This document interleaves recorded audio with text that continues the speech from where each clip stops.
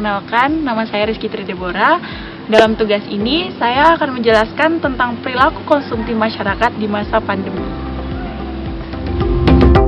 Virus corona berdampak besar tidak dalam bidang kesehatan saja, tetapi juga berdampak besar pada perekonomian, termasuk pada kegiatan ekonomi yang berhubungan dengan barang atau jasa. Dengan semakin banyaknya warga Indonesia yang terkena COVID-19, pemerintah membuat kebijakan untuk belajar, bekerja, dan beribadah di rumah. Bahkan, aktivitas berbelanja juga baik dilakukan dari rumah melalui belanja online.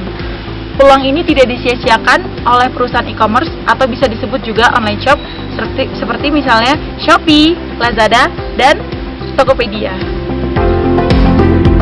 Online shop yang menjual kebutuhan pokok, elektronik, dan fashion berlomba-lomba menawarkan berbagai penawaran menarik seperti misalnya gratis ongkir, cashback, dan bonus pembelian.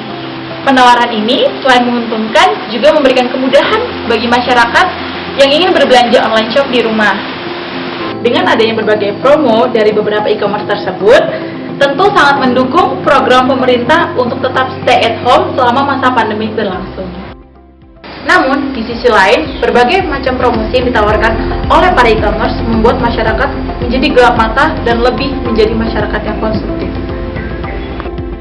Perilaku konsumtif adalah suatu perilaku yang tidak normal karena daya konsumsi masyarakat yang terlalu berlebihan.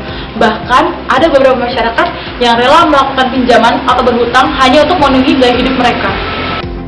Berikut adalah dampak positif dan negatif dari masyarakat yang konsumtif.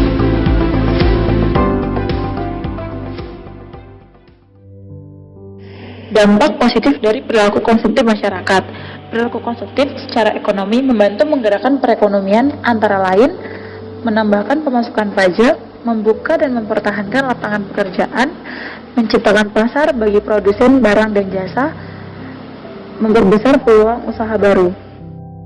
Selanjutnya adalah dampak negatif dari perilaku konsumtif masyarakat. Yang pertama, pola hidup yang boros. Kedua, sulit untuk menabung. Ketiga, menimbulkan kecemburuan sosial. Keempat, cenderung tidak memikirkan kebutuhan di masa yang akan datang. Dan yang kelima, membeli sebuah barang yang sebenarnya tidak terlalu dibutuhkan. Dalam kasus ini, saya mengambil teori dari teori Jane Baudrillard.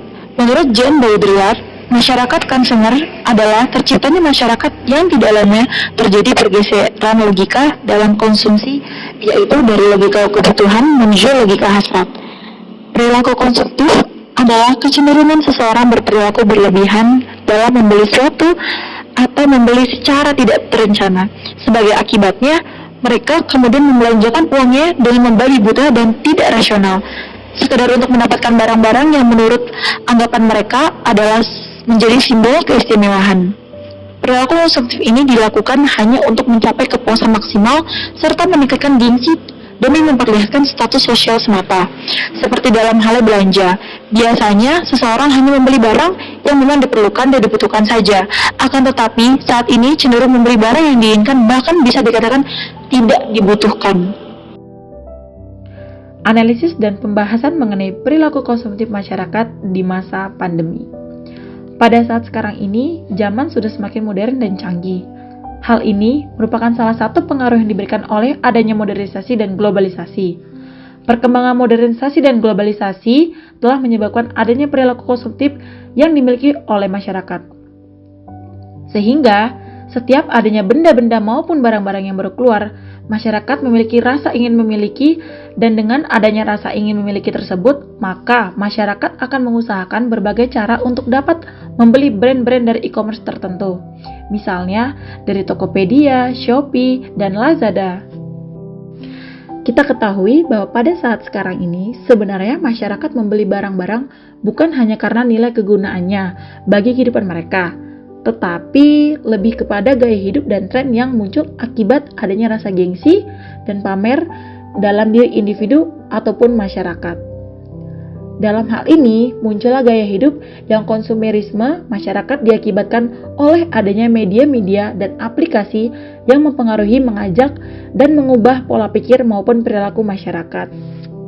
Dengan adanya media elektronik dan media massa yang dibawa oleh pengaruh modernisasi maupun globalisasi, telah menciptakan kesadaran palsu dalam kehidupan masyarakat. di mana kesadaran palsu tersebut sifatnya berlebihan, khayalan, ataupun tidak kenyataan. Misalnya, individu merasa kebutuhan hidupnya telah sepenuhnya terpuaskan, padahal sesungguhnya masih kekurangan. Individu juga merasakan hidupnya sudah makmur, padahal masih merasa miskin. Menurut Jean Baudrillard, pertumbuhan adalah fungsi kemiskinan. Menurutnya, kebutuhan manusia akan selalu melampaui produksi barang. Masalah ini terletak pada hubungan sosial atau dalam logika sosial yang mana manusia tidak hanya mengonsumsi barang saja, tetapi juga mengonsumsi jasa manusia dan hubungan antara manusia.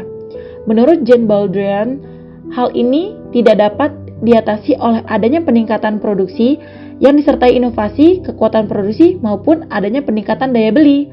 Akan tetapi, solusi dalam mengatasi masalah ini adanya perubahan yang dilakukan dalam hubungan sosial dan dalam logika sosial. Kita memerlukan logika sosial untuk dapat menciptakan terjadinya pertukaran simbolik dan bukan nilai tukar. Berdasarkan hasil penelitian yang dilakukan, maka dapat disimpulkan sebagai berikut. Yang pertama, perilaku masyarakat yang berbelanja online untuk menjaga penampilan diri agar tetap terlihat menarik dan modis, sehingga masyarakat merasa percaya diri dengan apapun yang mereka pakai. Yang kedua, belanja karena ada diskon, yaitu perilaku belanja online karena ada sistem potongan harga, promo gratis ongkir, dan cashback dapat menimbulkan perilaku konsumtif dalam masyarakat. Yang ketiga, belanja untuk mengikuti tren fashion demi mengikuti gaya yang populer selama kurun waktu tertentu. Yang keempat, belanja karena terpengaruh iklan, di mana iklan menjadi salah satu strategi pemasaran yang digunakan oleh produsen untuk dapat mempengaruhi perilaku serta pikiran seseorang sehingga terbujuk untuk membeli produk-produk online. Selanjutnya adalah faktor-faktor yang mendorong perilaku konsumsi masyarakat. Yang pertama adalah faktor internal. Faktor internal ini dibagi menjadi dua. Yang pertama, motivasi belanja untuk adanya dorongan, keinginan, serta kepuasan yang dimiliki masyarakat ketika belanja produk-produk online yang disukainya. Yang kedua, persepsi mengenai belanja online, yaitu anggapan masyarakat bahwa belanja online merupakan salah satu media yang memudahkan dalam proses berbelanja, sehingga masyarakat lebih memilih belanja online ketimbang offline, apalagi di masa pandemi ini. Lalu ada faktor eksternal. Pertama, kebiasaan masyarakat berbelanja online yang sudah menjadi kebiasaan pada masyarakat, sehingga kebiasaan ini dapat mempengaruhi orang lain untuk ikut dalam aktivitas belanja online. Yang kedua, kelompok pertemanan dan faktor lingkungan merupakan faktor yang mendorong masyarakat untuk terus ikut serta dalam aktivitas belanja online. Misalnya nih, teman-teman kita, kok bisa ya dia di rumah tapi dia bisa pakai baju-baju bagus? Nah, itu pasti dia gampang banget terpengaruhinya, karena walaupun di rumah kita masih tetap bisa belanja.